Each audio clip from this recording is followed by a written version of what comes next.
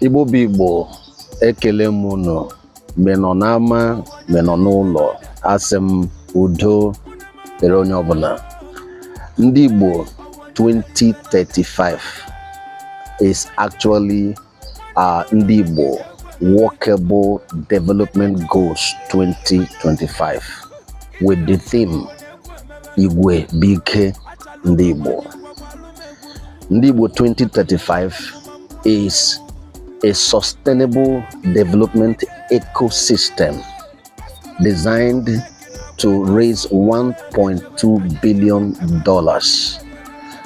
in a phased manner for pillar to pillar, structure to structure, project to project development across Igbo land. This is a project put together by a coalition of Igbo entrepreneurs at home and diaspora investors, as well as sustainable development experts. So it is a transformative project put together by a coalition of Ndigbo. That is why the theme is Igwe Buike Ndigbo, which means that collaboration, strength, and the unity is the strength of Ndigbo. So what inspired this? We don't have to flog it too much. The truth is that there is need for aggressive development across the Southeast. And given our situation in Nigeria, we know that we, the people ourselves, the Ndigbo nation, we can no longer wait for anybody to come from outside to come and develop the Southeast. Of course, you know, the Igbo man has never been a beggar, and we wouldn't start it now. So while we maintain the status quo, we must do all we can to support the local government chairman, the state governors, to support the Southeast Development Commission to ensure that what we need to drive development is available. Now, let me just give you a few numbers so that this, you understand what I'm talking about. We've been hoping that one day, once we elect a perfect person, and then the person will come and change everything. My brother, my sisters, let's look at the numbers. In the Southeast, we have 5 states, and approximately those 5 states, we have about 15,000 kilometers of road, out of which only about 20 to 30% are paved. Even those paved ones, a lot of them need work. So to come to a level we can say that road-wise in the Southeast, we will need at least about 10,000 kilometers of road. That includes rebuilding some of the existing ones and then building and expanding. We need about 10,000 kilometers of road. Let me give you another number. Healthcare, as it stands now, for us to get to a basic standard that is globally accepted, we need at least 1,000 to 1,200 hospitals. In fact, we need to build about 600 to 700 new hospitals, including to equip the old ones. Now, let me talk about education. For us to get to where we're supposed to be, a global acceptable standard, we need to build at least 5,000 new schools across the Southeast. Now, let me throw in one more thing. Did you know that for us to reduce the unemployment rate in the Southeast to about 10%, we need to create at least 2 million jobs? You see these few items that I gave you, we have done the numbers. It will cost about 19 to 20 billion dollars. Just these few items that I gave to you. Now, let's compare that with respect to the state government. If we take the current budget estimate of all the 5 states in the Southeast and combine them, and then increase it annually by 10%, it will take them about 6 years and a half to reach about $19 billion. So you see what I'm saying? No matter what they do, even if they use 100% of their budgets, it will still not be enough. That is why we, the private citizens, Ndigbo, we don't need to be in government to make things work. We can support the government. Finally, let me add this. Did you know that even if we add the budget of the newly created Southeast Development Commission, I've been hearing numbers, their budget is about, some say 100 and something million, some say 300 and something billion, billion. Even if we take, let's take average 250 billion. Did you know that if we increase that by 10 to 15%, it would take them about 5 years for them to get to 1 billion? So what am I trying to say? We are very grateful that as we stand now, at least some governors in the Southeast are doing their best. But even at their best of best, it will still not be enough to drive the kind of development that we require in the Southeast. That is why Ndigbo 2035 is to answer the question, how do we bridge that budget deficit so that there is more money coming in to develop the Southeast?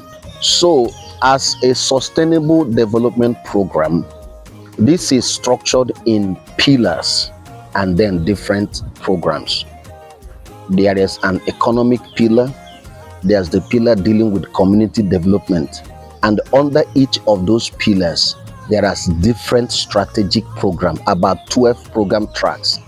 The most important feature about these programs is that they are community oriented, which means they've been designed to touch the people from the grassroots level.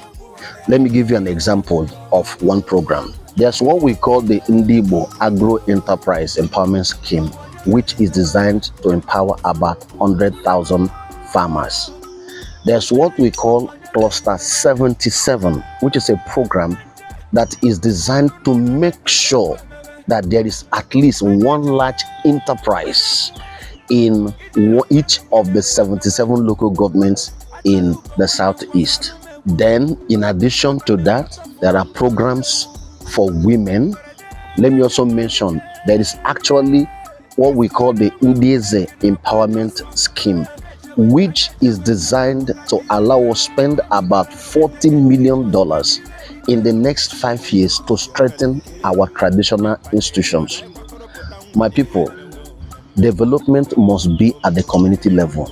We cannot expect these kings to function except if we raise their capacities. We need to strengthen those institutions, and as a part of this program, we are spending $40 million to strengthen our traditional institutions. So there's also another issue that we're trying to solve.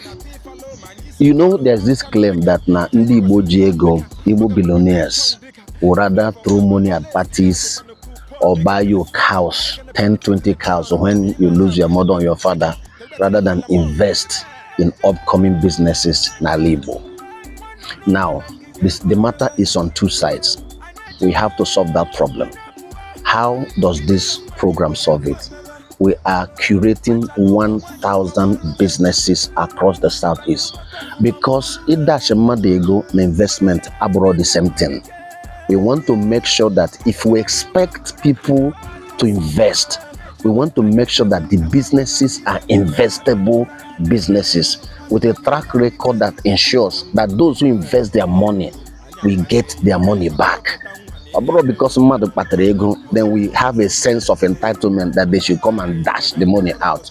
No, these are the mindset we want to change, starting from reorienting the business owners themselves to make sure that the businesses are investable. So we are curating about 1,000 businesses across the Southeast that to make them investable, to be able to prove to our people, Diego, that if they put their money in these businesses, they'll be able to get their money back. Even our people in the diaspora.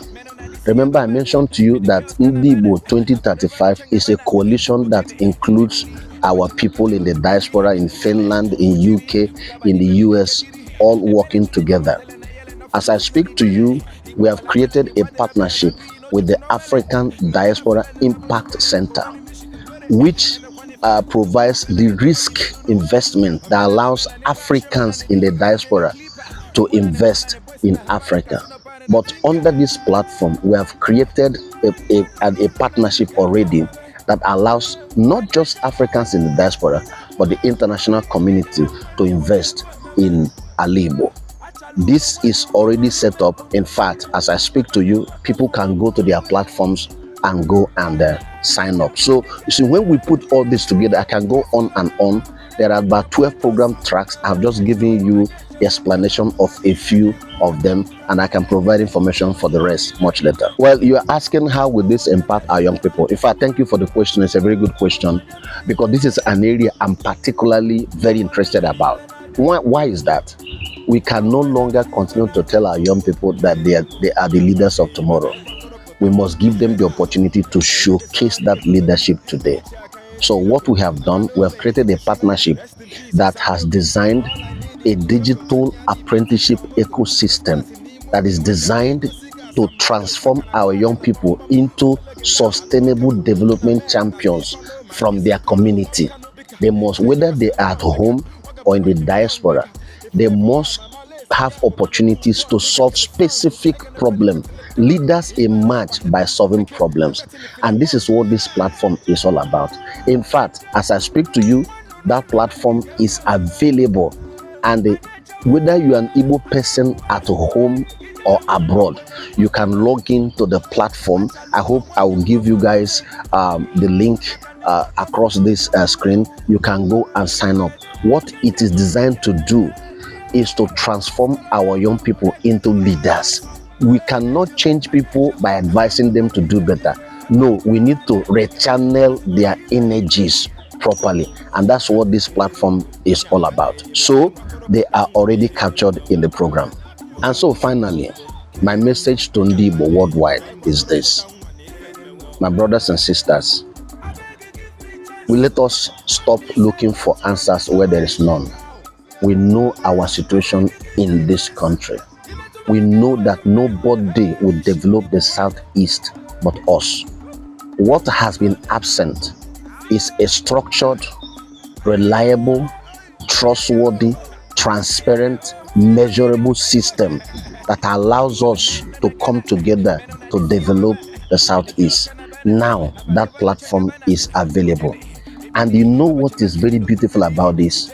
Ndigbo 2035 allows you, no matter wherever you are, to invest directly into your own community, to empower your own people. Especially our people not outside. We are used to sending money back home all the time for one thing or the other. These platforms that we have built will allow you to, some part of that money you've been sending, to invest it in programs that will help support the people that you care for back home. So it is open. Man, we are already doing it, and we're looking forward to working with local government chairmen.